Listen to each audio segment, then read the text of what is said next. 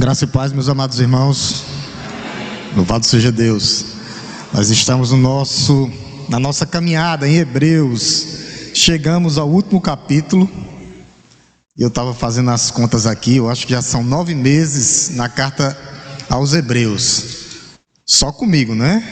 Fora o pastor Hélio, que eu acho que já estaria com mais uns 6 meses. Então a gente já está chegando ao 9º mês na carta aos Hebreus. Até um irmão me ligou hoje e disse: pastor, é muito rica a carta. Eu disse: é, irmão, a carta é rica. Às vezes você passa uma pregação toda num versículo, porque é muita informação e a gente não pode passar por cima, tá? Mas nós chegamos em Hebreus 13. O nosso tema da noite, Hebreus 13, do 1 ao 17. O tema é vivendo como crentes, tá? Vivendo como crentes. Esse é o nosso tema da noite. Nós vamos ler, eu gostaria de dividir a leitura com nossos amados irmãos. Eu gostaria de ler do 1 ao 17, eu vou ler os ímpares, e que a amada igreja lesse os pares. O nosso foco hoje é no verso 6 e do verso 4 ao verso 6. Eu creio que não dá para a gente passar hoje desses 3 versículos, tá? Mas assim, são versículos grandiosos e Deus tem falado aos nossos corações através dessa carta. Então vamos ler Hebreus 13, do 1 ao 17. A palavra de Deus nos diz assim: seja constante o amor fraternal.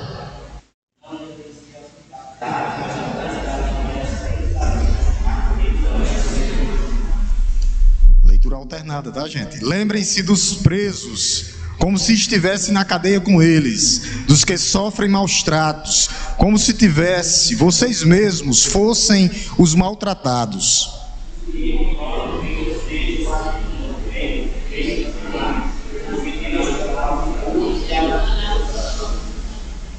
Que a vida de vocês seja isenta de avareza. Contentem-se com as coisas que vocês têm, porque Deus disse: de maneira alguma deixarei você, nunca jamais o abandonarei.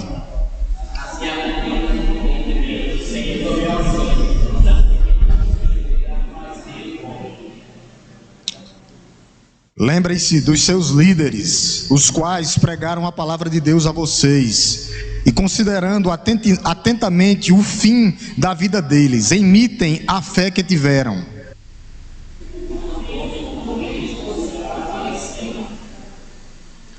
Não se deixem levar por doutrinas diferentes e estranhas, porque o que vale é ter o coração confirmado com graça, e não com alimentos que nunca trouxeram proveito aos que se preocupam com isso.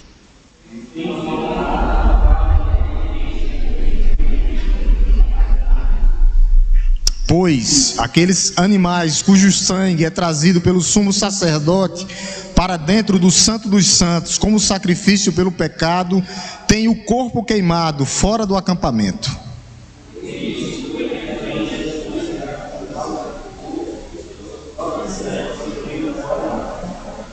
Saiamos, pois, a ele fora do acampamento, levando a mesma desonra que ele suportou.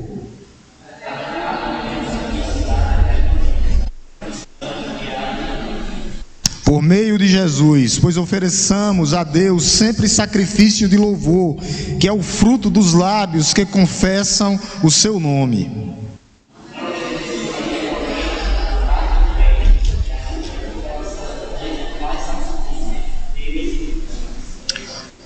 Para finalizar, no verso 17 diz assim: obedeçam aos seus líderes e sejam submissos a eles, pois eles zelam pela sua alma, pela alma de vocês, como quem deve prestar contas, que eles possam fazer isto com alegria e não gemendo. Do contrário, isso não trará proveito nenhum para vocês. Amém? Louvado seja o nome de Deus. Louvado seja o nome de Deus.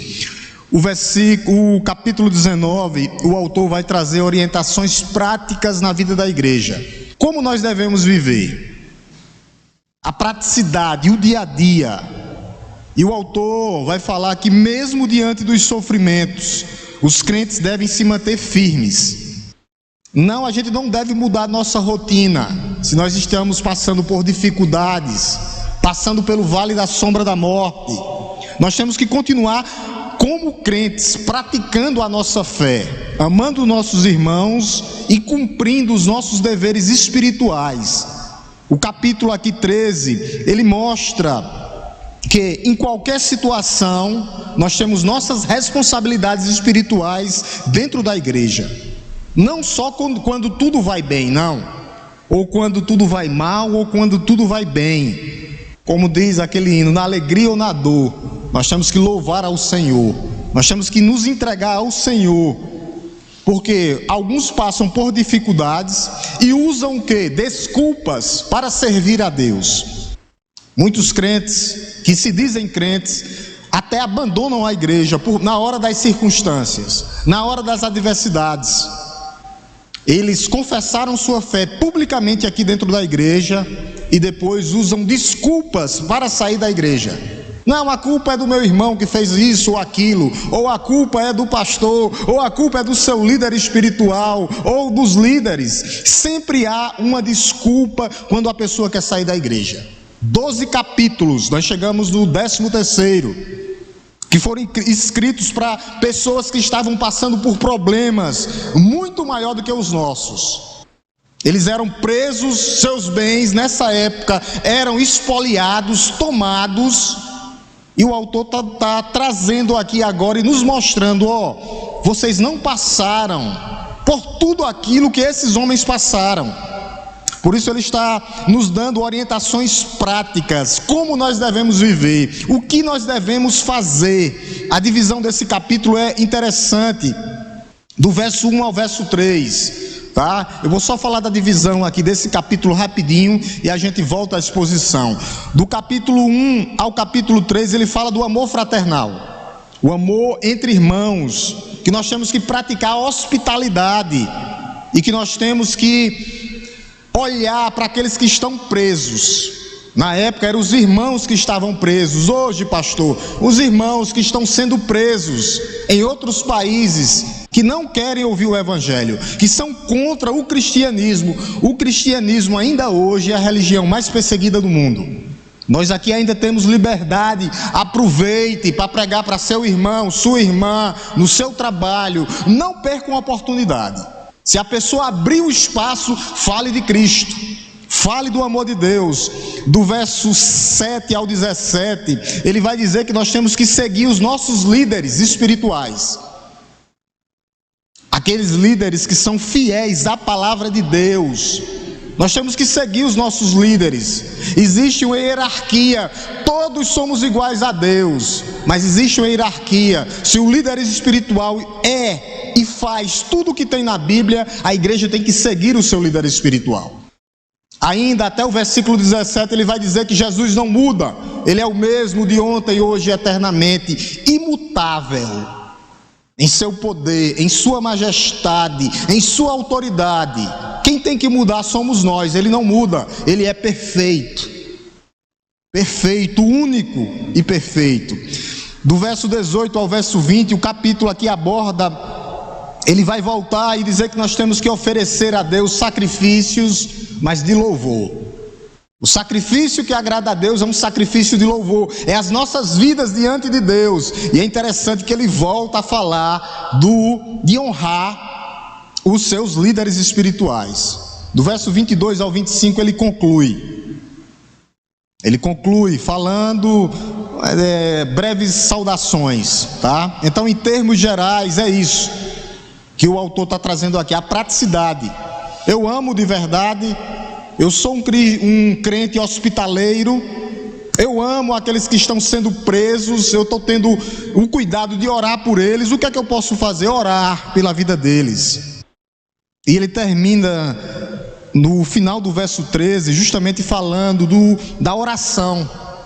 Ele termina com a doxologia, glorificando a Deus e falando o desejo da oração, expressando o desejo de orar por aqueles irmãos.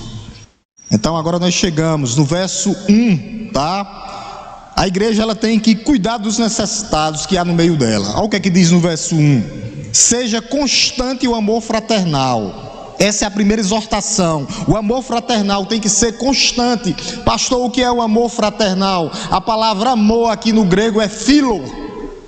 No grego, que significa amor entre os irmãos. Eu tenho que amar o meu irmão espiritual. Essa é a primeira prova. Essa é a praticidade, a caminhada na fé. Eu amo meu irmão verdadeiramente. Essa é a praticidade. Philo, a palavra amor aqui no grego, é isso. Nós temos que amar toda a nossa família da fé. No verso 2 ele traz, só para a gente entrar no verso 4, tá? Estou só pegando o contexto. 2 exemplos práticos desse amor. O primeiro, hospitalidade. Olha o que é que ele diz no verso 2: não se esqueçam da hospitalidade. Nós temos que ser hospitaleiros. O que é isso, pastor? Hospitaleiros no grego, amor aos estrangeiros. Então eu tenho que amar e ser hospitaleiro, cuidar dos estrangeiros também, ó. Primeiro ele fala o amor entre os irmãos, depois amar até o teu semelhante. Isso, acolher. Naquela época havia muitos estrangeiros. O que era que os crentes faziam? Acolhiam em sua casa. Por quê? Porque é fácil eu receber um irmão que eu já conheço na minha casa. Agora, acolher um estrangeiro, aí onde é que está o X da questão. E ele diz aqui, ó, não se esqueçam, no verso 2 ainda, não se esqueçam, é para lembrar desse amor fraternal e dessa hospitalidade, porque muitos hoje estão negligenciando essa praticidade da vida cristã. Amor, hospitalidade, amar até o teu próximo, até aquele que está fora da igreja. É isso que mostra que se eu sou crente ou não. Porque o amar dentro de casa é fácil. Então muitos estão negligenciando. Ele chega no verso 3, no contexto. Olha o que é que ele diz aqui: lembrem-se dos presos, aqueles que estão presos, encarcerados, que estão sendo maltratados. Pastor, ainda existe hoje? Claro, meus amados irmãos, existe uma janela chamada a janela 1040, que é no Oriente Médio. O crente que entra lá com a Bíblia na mão, a cabeça é cortada. Não é brincadeira não. Aqui nós estamos numa paz. Nós temos o país laico. Você pode entrar com sua Bíblia onde você quiser, pregar a palavra de Deus, falar de Cristo. A bandeira é Cristo. Não fale de política, nem de homens, mas o que Cristo fez por você na cruz do Calvário. É Cristo. Nenhum deles que estão aí lá fora pode fazer nada por você para lhe levar para o céu. Por isso ele diz aqui, lembrem-se.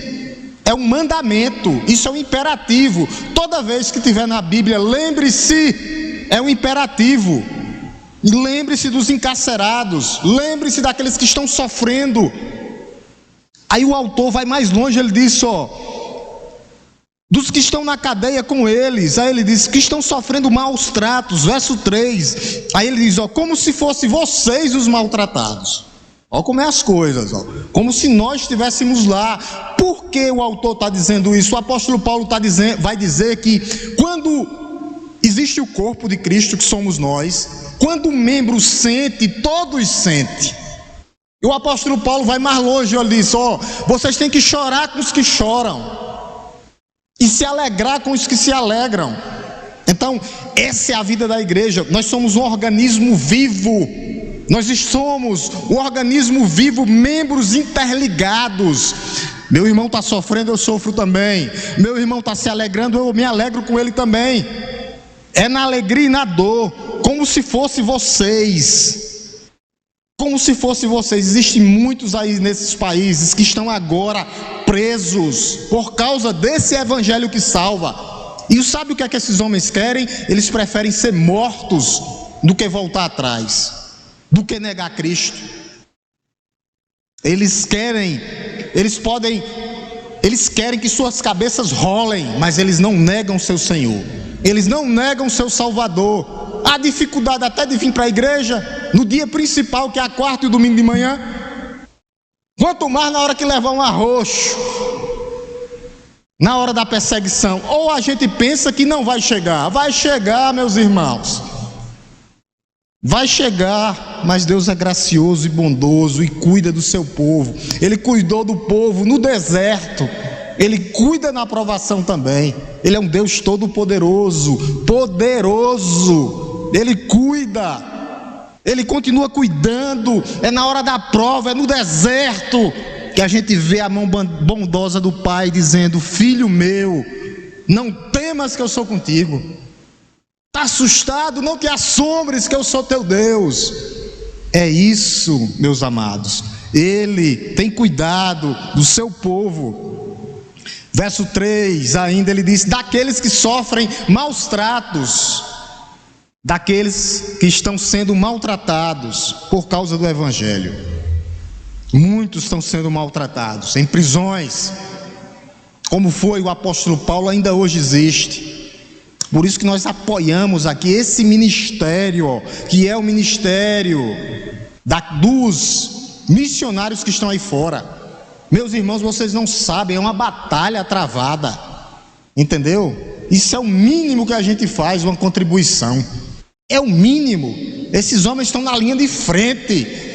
Sabe o que é o exército da linha de frente? Os primeiros que vão morrer estão lá na Ucrânia. Estão lá, os caras não saem de lá. Cristo, a igreja está lá, pregando, está lá na Coreia do Norte.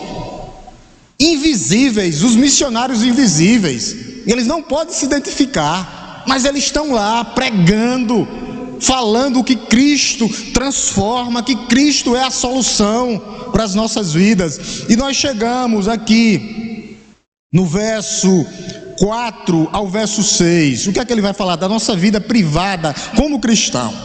E ele vai falar do nosso maior ministério, aqueles que já estão casados, tá? Aqueles que não estão ainda, se casarem, amém. Se não casar, é porque foi da vontade de Deus. Deus escolhe uns e outros não. O próprio Jesus disse isso. Mas ele vai falar do fundamento da sociedade hoje. É isso que rege a nossa sociedade, no meio de uma sociedade doente. Ele vai falar do ministério central. Olha o que ele diz. Verso 4 agora. Digno de honra entre todos seja o matrimônio. Preste atenção. Digno de honra entre todos seja o que? O casamento. Meus irmãos, o casamento é o bastião moral da sociedade ainda. Essa sociedade corrompida pelo pecado. Essa sociedade que o apóstolo Paulo disse lá em Romanos 1, Deus a entregou. Querem viver desse jeito? Mas o bastião moral ainda é o casamento.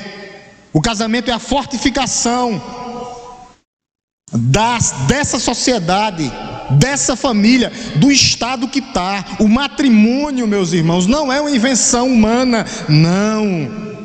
O matrimônio é uma instituição sagrada por Deus. Ele abençoou o casamento. Ele abençoou o casamento. Foi Ele que disse lá em Gênesis, no começo da criação: não é bom que o homem esteja sozinho. Está lá em Gênesis, vamos colocar, irmã Vitória, bote aí Gênesis 2, 18. Gênesis 2, 18. Vai, depois já volta, viu? Irmã Vitória, já ensina ela. Vamos, Gênesis 3, 18. Gênesis 2, 18, perdão, 2, 18, tá? Olha o que é que diz, ó. O Senhor disse ainda: não é bom que o homem esteja só. Farei para ele um auxiliador, uma varoa, que seja semelhante a ele. Então, o casamento é sagrado. Deus cuida do casamento. É o bastião moral da sociedade, aqueles que estão em Cristo. Porque muitos perverteram os valores morais da família. Aonde foi que Jesus fez o primeiro milagre? No casamento, para ele manifestar a glória de Deus. O primeiro milagre foi nas bodas de Caná na Galileia, para a manifestação da glória de Deus. No casamento, transforma água em vinho. Qual o simbolismo daquilo tudo? A demonstração da glória de Deus. Só isso. Aquele grande milagre era para mostrar que Jesus é Deus. No casamento ele faz o primeiro milagre. Deus faz o primeiro casamento e Jesus faz o primeiro milagre no casamento. Para você ver a importância. E esse casamento tem que ser o quê, pastor? Puro, digno de honra, o matrimônio, bem como o seu leito conjugal. Honra. O casamento deve ser honrado, o leito conjugal deve ser honrado. O leito conjugal, onde deita o homem e a mulher, tem que ser puro, santo. Aqui é uma conexão direta com o casamento que Deus formou entre o homem e a mulher e o homem. Não mulher e mulher, não homem com homem. Se quiser cortar do YouTube, pode cortar, mas do jeito que Deus fez, homem e mulher, desde a criação do mundo. Aqui é intimidade no leito conjugal, o amor entre o homem e a mulher. É isso que ele está falando. A bênção que tem que ser desfrutada no seu leito, não sendo maculado, mas sendo puro. Não fora do casamento, porque isso é prostituição. A mensagem aqui é clara, visível e audível, para que todos possam entender. Com um só coração, nós devemos honrar. É isso, digno de honra. Já volta. Hebreus 13, 4. O que é digno de honra? A palavra aqui, honra, a palavra no grego é tímios, que significa manter consagrado. Não pode ser maculado, meu santo, não. É consagrado a Deus o casamento. Essa instituição é a instituição dada por Deus. Por Deus. Por Deus. Não pode entrar nada do homem e a mulher, somente os dois, tímios, manter, respeitar, manter consagrado e sagrado a Deus. Essa é a instituição formada na fundação do mundo. Essa instituição que é o bastião moral da família, aquela que segue isso aqui, os preceitos de Deus, a sua lei, os seus mandados e mandamentos. E ele vai mais longe, o autor, ele vai dizer assim, bem como o leito conjugal, ele vai dizer, sem mácula. Eu não posso macular, manchar o meu leito sagrado, o leito sagrado que é de Deus. O meu quarto, a minha cama pertence a Deus, e aquilo é para o homem e a mulher, os dois desfrutarem do casamento. Olha o que é que ele diz, ele diz assim no verso 4, bem como o leito conjugal sem mácula. Olha como o autor, olha como o autor diz, ele vai dizer que o leito tem que ser sem mácula.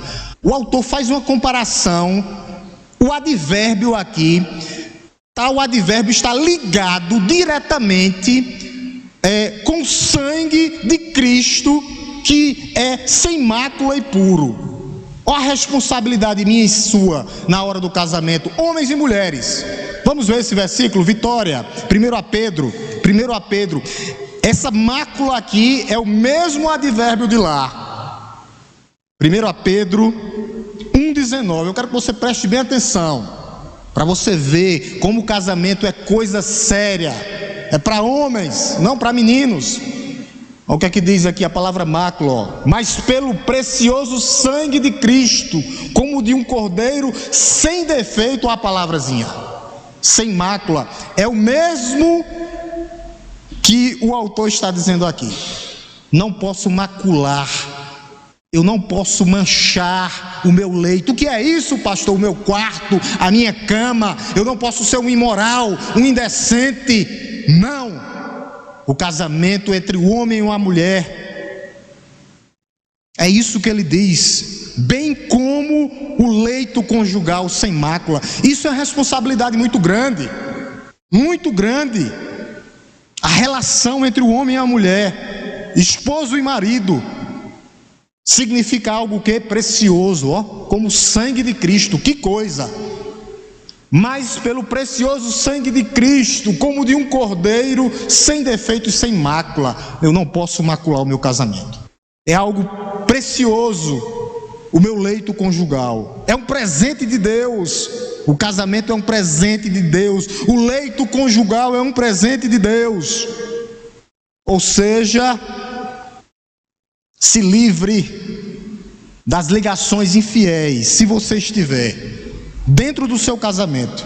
Infidelidade, imoralidade sexual, pornografia. O homem tem que banir isso. E algumas mulheres estão pior do que homens. Algumas. Tem que ser banido isso. Porque o leito é sem mácula. O leito é puro. Nós devemos honrar o nosso leito conjugal. É isso que o autor está falando para nós nessa noite. Nós não podemos quebrar essa aliança com Deus. A ordem da aliança deixada é leito sem mácula, sem mancha. A imoralidade não pode entrar, não pode contaminar. Se tocar é como um veneno. Muitos casamentos estão sendo destruídos hoje, meus irmãos. Muitos.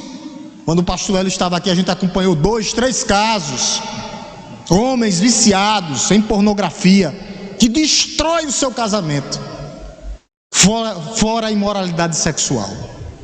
Então nós temos que cuidar.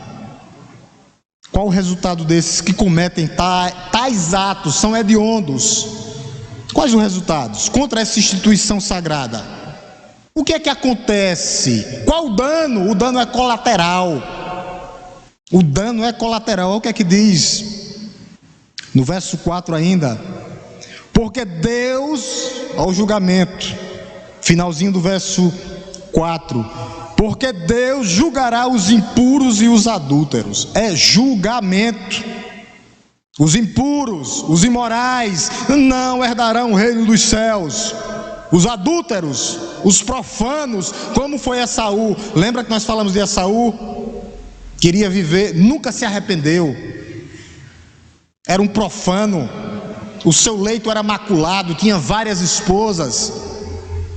Maculou. E essas ramificações, elas são ramificações que levam à condenação, ao julgamento. Os ímpios, os imorais, os adúlteros serão condenados.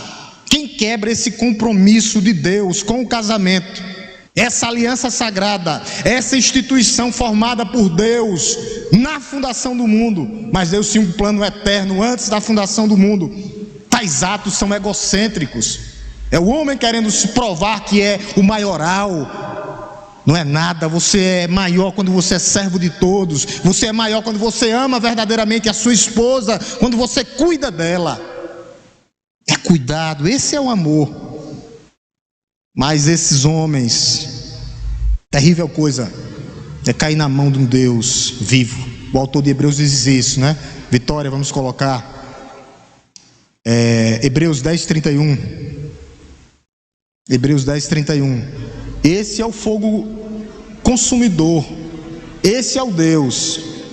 Horrível coisa é cair nas mãos de um Deus vivo. Os imorais, os profanos, eles estão brincando, serão julgados e condenados. Por quê, pastor? Porque ele é fogo consumidor. Vitória, capítulo 12, versículo 29. 12:29. 12:29. Porque o nosso Deus é fogo consumidor. Não passa nada. Nada. Daqueles que cometem esse pecado hediondo. Há a oportunidade, claro, pastor. A oportunidade de você voltar, se arrepender, confessar. E outra, não faça mais. Lembra da mulher adúltera? Jesus olhou para ela e disse: ó, vá, mas não peque mais, não cometa mais adultério. Eu não posso viver na prática. É o primeiro sinal que nem crente eu sou. Quem vive nessa prática está se enganando. Está se enganando. Por isso são orientações à santidade, o que a gente está, à praticidade. O que é que eu posso fazer e o que eu não posso fazer. Primeiro, o amor fraternal. Depois, eu amo os estrangeiros, o meu semelhante. E agora eu honro o meu casamento. Digno de honra entre todos. Que coisa. Que coisa. Verso 14. Digno de honra entre todos seja o matrimônio. Honrado. Por quê, pastor? Foi Deus que formou. Homem e mulher. A sua imagem e semelhança. O que é isso? Com atos. Com discernimento. Nós pensamos. Os animais não pensam. Eles têm instinto. O homem não. É formado, o homem e a mulher, a sua imagem e semelhança. Por isso, essas orientações, é interessante que entre todos os pecados, o escritor de Hebreus, para fechar sua epístola, ele escolhe 2: sexo ilícito, a imoralidade, e o amor ao dinheiro, que é o segundo. O amor ao dinheiro, que é a raiz de todos os males. Então, relacionamento entre o homem e a mulher deve ser desfrutado aonde? Entre os dois, no seu leito conjugal. Entre os dois, no seu leito conjugal. Quem é o adúltero, pastor? É aquele que é casado e procura relações com outra mulher, com outras mulheres fora do casamento, ou vice-versa, mulher fora do casamento. Esse é o adúltero. E o solteiro, que está solteiro aqui? Quando se relaciona com alguém antes do casamento, o que é que a Bíblia diz? Você está fornicando. É pornografia também. Por isso, jovem, relação só quando casar, nem antes, de jeito nenhum, após o casamento. E aqueles ou aquelas que pagam pelo sexo ilícito ou vende, isso é o que? Prostituição. E Deus, e o remédio para tudo isso, o remédio contra o adultério, contra a fornicação, contra a prostituição, é quando nós colocamos o reino de Deus em primeiro lugar. O meu casamento será honrado, glorificado, valorizado, consagrado, leito sem mácula. Eu vou me deleitar com a minha esposa, não com as fotos sensuais da internet, não. O casamento é ordenado por Deus para que nós possamos honrá-lo, valorizá-lo. Os casados têm que serem fiéis a Deus, ao seu leito, para que ele não possa manchar. Sabe o que é que acontece com os adúlteros e os imorais? Eles supõem que não, que pode, tipo assim, ninguém está vendo. Olha o erro dele. O fogo consumidor está vendo. Os seus olhos são como chama de fogo. Por isso é melhor se consertar agora, enquanto é tempo. Estamos vivendo, eu venho falando disso, o tempo da longanimidade de Deus. Deus é um Deus paciente. Eis-me aqui. Eis que eu digo, pense no Deus paciente, nosso Deus. É a época de voltar. É a época de se consertar diante de Deus, através de rendição, quebrantamento, somente assim. Nós temos que nos voltar para Deus. Por isso o autor escolhe justamente esses 2 pecados. O segundo pecado, eles estão entrelaçados, tá? Versículo 5. Agora ele vai falar do amor ao dinheiro. Olha o que é que ele diz, verso 5. Eu vou ler, os irmãos acompanhem, tá? Que a vida de vocês seja isenta de avareza, até aqui. Que a avareza, pastor, amor ao dinheiro. O dinheiro é bom. É bom ter dinheiro. E quem vai dizer se ele é bom ou é mau é a forma que você está usando ele. Paulo falou que é a raiz de todos os males. Jesus foi mais longe, disse que o dinheiro pode se tornar um Deus, avareza, amor ao dinheiro. Nossa vida tem que estar longe da avareza, longe da ganância, do ter. Quando o homem, ele coloca o dinheiro em primeiro lugar, ele se afasta de Deus. O dinheiro pode se tornar um ídolo do nosso coração. Por isso Jesus disse justamente isso: nós não podemos servir a dois senhores. Jesus coloca o dinheiro como uma entidade maligna. É bom se você souber usar. Se você amá-lo, ele se torna um ídolo. Quem disse não sou eu, não é o pastor que está dizendo não. Quem disse foi o nosso Senhor. Vitória, Lucas 16:13.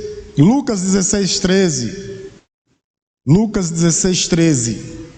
Olha o que é que ele diz: nenhum servo pode servir a dois senhores, porque irá odiar um e amar o outro, ou irá se dedicar a um e desprezar o outro. Aí ele vem explicando: vocês não podem servir a Deus e às riquezas. Tem que escolher um. Quem é o Deus verdadeiro do nosso coração? É o Deus criador de todas as coisas, ou é o Deus Mamon? É isso. Dois pecados interligados: imoralidade e avareza, o amor ao dinheiro. É isso que está acontecendo hoje na vida de muitos crentes. O consumismo desenfreado, sem controle. Eu quero viver uma vida que eu não posso. Eu gosto de brincar, às vezes eu gosto de dizer, tem alguns empresários que tem aqui na igreja, eu não posso viver como ele. Eu posso ter um Uno, eu não posso ter uma Hilux. A pessoa quer a Hilux. É complicado. É complicado. A gente tem que se contentar com o que Deus nos deu, meus irmãos. Ele pode nos dar muito mais, pode, mas eu não posso colocar a carroça na frente dos bois. Tudo que eu for fazer tem que ser calculado. O amor ao dinheiro é viciante, igual uma droga. Igual uma droga, que deixam muitos alucinados, que vivem igual a zumbis, querendo o ter. Nós somos chamados a vivermos fora dessa cobiça. O que foi que Deus me deu? Eu vou continuar lutando, mas glorificando a Deus com tudo que eu tenho. É isso. Aí os crentes têm que saber que tudo é de Deus, a mordomia de Deus. Nós somos mordomos, meus irmãos. Nós só somos administradores. Tudo é dele. Ele é o dono do ouro e da prata. Você não entendeu ainda que não é teu? Essa briga desenfreada não vai levar você a nada. E isso está ligado aos dois mandamentos que a gente vai ver. Os mandamentos atuais, continuam atuais, estão entrelaçados. Eu quero que Vitória coloque aí, Vitória, Êxodo 20:14, primeiro. Êxodo 20:14. O primeiro, que é o do sexo: não cometa adultério, a imoralidade. Agora o 17, Vitória, está ligado ao dinheiro. Tudo isso aqui: não cobice. Quando você está cobiçando a casa do seu próximo, a mulher do seu próximo, nem o servo do seu próximo, nem a serva, nem o boi, nem o jumento, nem coisa alguma que pertence. Eles estão entrelaçados, esses dois mandamentos aqui. Porque primeiro eu cobiço, aí eu quero fazer o que é errado, ter o que não é meu. O dinheiro não é meu. Eu vou dar passos errados na minha vida. Isso não glorifica a Deus. Por isso que a Bíblia fala tanto das riquezas nas Escrituras. Se você pegar, eu ia fazer uma lista aqui e ia passar a noite só citando versículos. Os dois conhecidos é justamente Lucas, e eles estão interligados, só com visão diferente. E o que Mateus diz lá, que é lá no Sermão da Montanha, a mesma coisa. Ele diz, ele vai dizer, você não pode servir a Deus e ao dinheiro. Vamos colocar o Sermão da Montanha, Mateus 6:24. Mateus 6:24. 6:24, Mateus 6:24. A questão do dinheiro, tá? O segundo que a gente está vendo. Olha o que ele diz: ninguém pode servir a mesma coisa a dois senhores, porque ou irá odiar um ou amar o outro. Aqui Mateus acrescenta, né? Ou você agora se você vai amar um ou vai odiar o outro, ou irá se dedicar a um ou desprezar o outro. Vocês não podem servir a Deus e as riquezas. Ele repete o que Lucas disse, só que ele acrescenta: amar e odiar. É um perigo. O amor ao dinheiro é um fenômeno inteiramente relacionado a aquisições materiais aqui, terrenas e mundanas na terra. Meus irmãos, isso tudo vai passar. Tudo isso vai passar. Por isso que Deus vem trabalhando aqui, Vitória, voltando lá para Hebreus 13:5, que ele vai dizer qual o melhor remédio para as nossas vidas. O autor é inteligentíssimo. Olha o remédio para as nossas vidas aqui. Qual o remédio? A parte B. Olha o que ele diz, que a vida de vocês seja isenta de avareza, do amor ao dinheiro. Aí ele vai dizer, olha o que ele vai dizer, o que tem que fazer, contentem-se, o mandamento, com as coisas que vocês têm, ponto. Que coisa, né? Ele fala do amor ao dinheiro e vai dizer agora como é que nós temos que viver. Ele vai dar o remédio. O remédio está aqui. Tu quer usar? Olha o remédio aqui: contentamento em Deus, contentamento com o que nós temos. A Bíblia nos ensina a nos contentarmos em Deus, ser completamente contentes em Deus, com o que Ele nos deu, satisfeitos no Senhor. Mas a Bíblia também ensina, pastor, a trabalhar, claro, a ganhar, a economizar, a abençoar os pobres, começando pela casa do Senhor. Mas em tudo nós devemos o quê? Estarmos contentes. Aqui é outro imperativo. Contentem-se é o imperativo, com as coisas que vocês têm, com o que Deus te deu, meu irmão. Terrível coisa, né? A um ser humano descontente. Que coisa terrível. Tudo reclama. A mulher não presta, o trabalho não presta, o carro não presta, o vizinho não presta, o pastor não presta, o irmão que está do lado não presta. Descontente com tudo, nada agrada a vida dele. Aí Deus, através do autor inspirado por Deus, diz: contentem-se com as coisas que vocês têm. Não é que eu posso deixar de sonhar em ter, não, mas aqui é eu não querer o que é do outro. É isso que o autor está dizendo. Eu posso sonhar e eu posso ter, trabalhando, lutando no dia a dia, mas o meu maior contentamento tem que ser no Senhor. Senão eu vou cobiçar. Se eu não estiver contente em Deus, eu vou cobiçar o que? A mulher do outro, o carro do outro, a vida do outro, o trabalho do outro. Por quê? Porque você não se contenta em Deus. Nada preenche o vazio do teu coração. Se você não se contentar em Deus, você vai querer mais e mais. É uma busca infindável pelo ter. Contentem-se no Senhor, com o que o Senhor tem para a sua vida. Por isso o remédio para a avareza, o remédio para a avareza é isso: contentamento no Senhor, exultação no Senhor. Deus te garante o que comer, beber e vestir. Ele não diz lá no Sermão da Montanha? Por que é que vocês andam tão preocupados? Por que é que vocês andam preocupados? Por que é que vocês andam sufocados? A palavra ali é sufocamento. É como se alguém tivesse pegado no meu pescoço, me sufocando. Ele diz: por que é que vocês andam sufocados? Deus garante para vocês o que comer, beber e vestir. Ele vai comparar Salomão: está vendo os lírios do campo? Deus veste os lírios do campo. Está vendo os passarinhos? Não trabalham, nem fiam, mas colhem. Ele garante. Aí ele vai dizer: o que é? A vida é mais do que o vestimento. Ele vai lá e vai dizer que a vestimenta, eu já te dei a vida. Tu estás vivo. O remédio contra tudo isso, esses dois pecados, é o contentamento e a gratidão a Deus. Eu tenho que estar contente em Deus. O remédio contra o pecado do meu coração, contra a dureza do meu coração, é o contentamento em Deus. Por isso ele faz essa promessa maravilhosa. Que promessa é essa?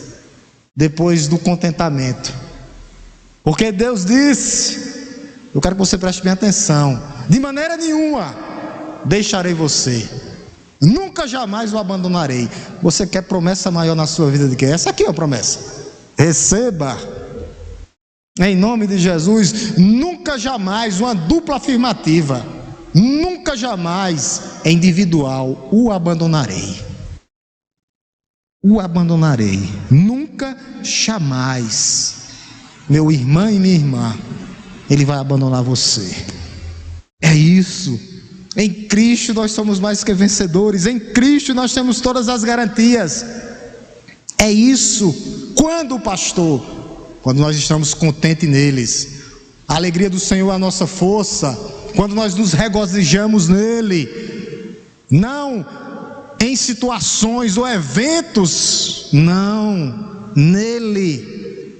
Ele nunca nos abandonará. O autor aqui está citando duas passagens do Antigo Testamento,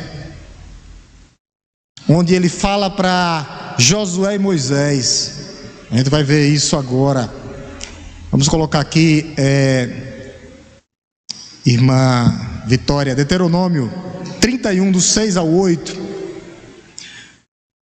Do 6 ao 8. Essa é a promessa para você nessa noite. E você se apegue a ela, e você saia daqui regozijado, com seu coração cheio de exultação. Olha o que é que ele diz, do 6 ao 8, ó. Sejam fortes e corajosos, não temam, não tenham medo, nem fiquem apavorados diante deles, porque o Senhor, seu Deus, é quem vai com vocês. Ele, ó, não os deixará, nem os abandonará. É aqui quando o autor pega, nunca jamais. Aí Moisés chamou Josué e lhe disse, na presença de todo Israel: ser forte e corajoso, porque com este povo você entrará na terra que o Senhor, sob juramento, prometeu dar aos seus pais, e você os fará herdá-la. Verso 8, para a gente encerrar, Vitória. Ó, o que é que ele diz? O Senhor é quem irá à sua frente, é Ele que caminha conosco. Ele estará com você, não o deixará, ó, repete novamente, nem o abandonará. Não tenha medo, nem fique assustado. Amém? Louvado seja Deus por isso. Louvado seja Deus por isso. Aqui é nunca jamais, nunca jamais, não os abandonarei, não os deixarei. É isso, essa é a promessa de Deus para mim e para a sua vida. É isso que nos fortalece para podermos caminhar, para podermos abrir os amanhã e podermos ir para o nosso trabalho, colocarmos a cabeça no travesseiro e dormirmos em paz. Nunca jamais o abandonarei, o deixarei, nunca. Josué, a mesma coisa, ele fala para Josué e repete, Josué 1,5, Josué 1,5, irmã, minha amada irmã Vitória de Deus, 1,5, ele diz assim, ó, o Senhor que vai conosco, na frente, ninguém poderá resistir a você, está falando com Josué, todos os dias da sua vida, assim como estive com Moisés, estarei com você. Olha aqui de onde o autor pega. Não o deixarei, nem o abandonarei. Essa é a promessa para você nessa noite. Quer promessa aqui? Diz que na Igreja Batista não tem. Quer promessa maior do que essa? Você quer maior? O que é que você quer mais do que isso? Eu não quero mais nada, eu só quero isso. Deus nunca me abandonará, Deus nunca me deixará. São as promessas que foram feitas lá, Abraão, Isaac e Jacó. Chega em Moisés, chega em Josué, e chega a sua igreja hoje, a igreja de Cristo, Israel de Deus, chega a você. O Antigo Testamento, vários homens recebeu essa promessa: não temas, eu sou contigo. Muitos homens E agora chega o escritor de Hebreus a essa igreja, e chega a essa primeira igreja batista em Araripina. A promessa é essa nessa noite. Aqui no grego são 4 negativas. É interessante quando você está sistematizando, né? Para falar de maneira enfática que Deus nunca jamais nos abandonará. Ou seja, Ele sempre estará conosco. Sempre. Ele já habita em você. Espírito Santo de Deus, o Emanuel, Deus conosco, que nos conduz, Jesus Cristo, nosso Senhor. O Espírito Santo de Deus habita em você. Você é casa, morada e templo do Espírito Santo. Jamais será abandonado. Filhos de Deus, a saber, essa é a promessa. Como foi com Josué, um exércitozinho pequeno, mas ele diz: eu vou na frente, a batalha é minha, a luta é minha, você herdará a terra prometida. A promessa para você é: você herdará a nova Jerusalém celestial, novo céu e nova terra, lugar onde habita a justiça. Essa é a promessa para você nessa noite. O céu, porque Deus nunca jamais nos abandonará. Era isso, Ele andava com aqueles homens e caminha e habita conosco. E esse Deus compassivo, está ansioso, lance suas cargas sobre Ele. Ele não te dá um fardo maior que você possa levar. Descanse no Senhor. No Senhor, somente no Senhor. Esse Pai compassivo, Ele sabe do que você está passando, Ele sabe da tua luta, Ele caminha conosco. Deus Pai, Deus Filho, Emanuel, Deus conosco. O bom pastor que está do nosso lado. Se cair para a direita, Ele traz. Se cair para a esquerda, Ele traz. Ele vai na frente conduzindo, Ele vai na trás protegendo. E o Espírito Santo ainda habitando. O que é que você quer mais, meu amado? Que promessa é essa? Para se agarrar com ela e colocar ela no seu coração e viver por ela. É isso que eu e você temos que fazer. É isso que eu e você temos que fazer. Como de costume, 3 minutos. Não vai dar para ir o verso 6. A gente dá próxima pregação na quarta-feira. A gente traz o verso 6. Volta um pouquinho no 5 como introdução e damos continuidade e fazemos algumas aplicações. Mas eu quero que você saia com essa promessa nessa noite daqui, tá?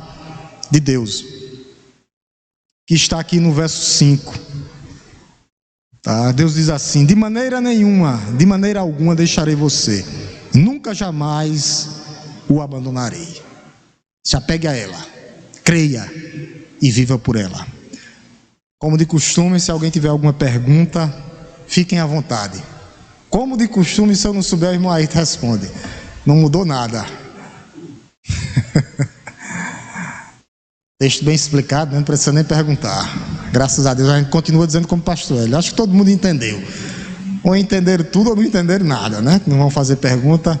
Edson, se quiser fazer alguma pergunta, fique à vontade, tá? Jamile, fique à vontade. A gente geralmente deixa 5 minutos para 2, 3 perguntas. Irmãos que estão nos recebendo. Se não há, a gente ora e vai para casa, para a gente seguir o nosso horário. Ninguém? Vamos orar. Vamos orar em nome de Jesus, para que nós possamos ir para os nossos lares, que Deus possa nos abençoar. Te louvamos, Deus, pela Tua palavra. Te louvamos, Deus, pelas Tuas promessas em nossas vidas. Te louvamos, Deus, que o Senhor é bom. Te louvamos, Senhor, porque as Tuas misericórdias duram para sempre.